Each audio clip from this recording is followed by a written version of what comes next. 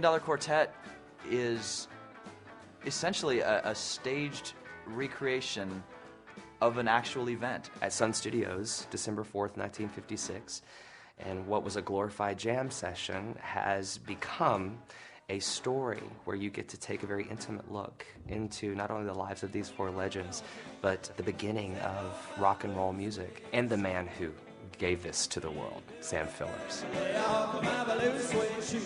And they just sang a bunch of songs. They jammed the way musicians do. The show kind of goes off into everyone's individual story, and you get to know a little bit about where they came from, the road that took them to Sun Records and brought them together, and then a little bit about where they're going in the future. And along the way, they just encountered a lot of humor, a little hardship, and they made some pretty good music. It's kind of like a family, where Sam's the dad, and Johnny is the oldest son who's like breaking away, and Carl's the second son who's sort of misunderstood and, you know, can't get a break. And Elvis is the third son who's sort of the golden child that all the great stuff happens to. Of course, the baby is Jerry Lee, who's a pain in the ass.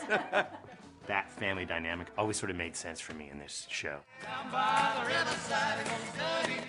War no more.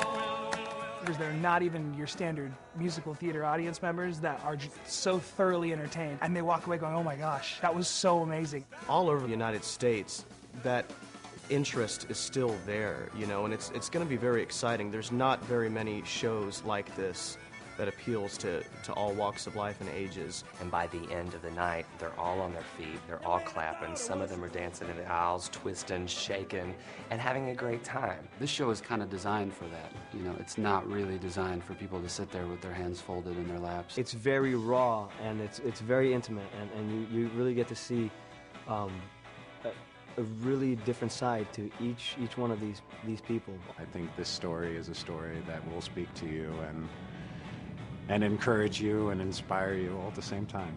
But no matter, you know, whether it's a busload of high school kids or a bus of senior citizens or a bunch of college kids on a Saturday night, by the end of the show, everyone's on their feet, everyone's clapping, everyone's having a good time.